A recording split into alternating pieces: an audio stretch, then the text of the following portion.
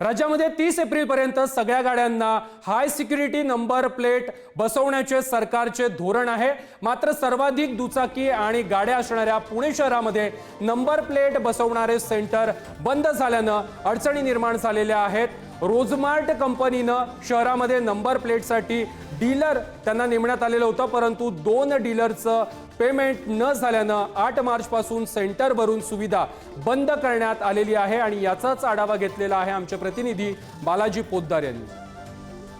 राज्यात सर्वत्र हाय security number plate लावण्याचं बंधनकारक करण्यात आले आणि 30 एप्रिल पर्यंत हे नंबर प्लेट लावून घ्यायचे।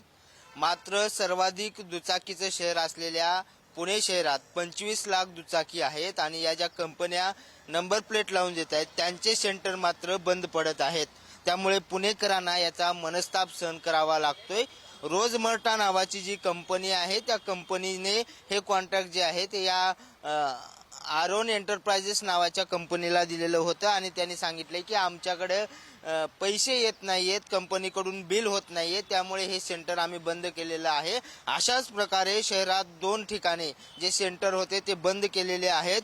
एकीकडे परिवहन विभाग सातत्यानं पत्रव्यवहार करून नागरिकांची गैरसोय होऊ नये यासाठी प्रयत्न करत असल्याचं म्हणत असलं तरी जे नागरिक या ठिकाणी येत आहेत त्यांना मात्र हे सेंटर जे आहेत ते बंद स्वरूपात पाहायला मिळत आहेत। प्रश्नचिन्ह निर्माण करणारं सगळं आरटीओ वरती आहे। आरटीओ कडून यावर काय उपाययोजना होतात ते पाहणं महत्त्वाचं आहे। मात्र सध्या तरी पुण्यातल्या ईशान मोटर्स आणि आरोन एंटरप्राइजेस नावाच्या या 2 कंपन्या होत्या, ज्या कंपन्याने ही सगळी सेवा जी आहे ती बंद केलेली आहे। त्यामुळे या भागातल्या सुद्धा नागरिकांची गैरसोय होताना पाहायला मिळते आहे। व्हिडिओ जर्नलिस्ट संपत मोरेसह बालाजी पोद्दार, पुढारी न्यूज, पुणे।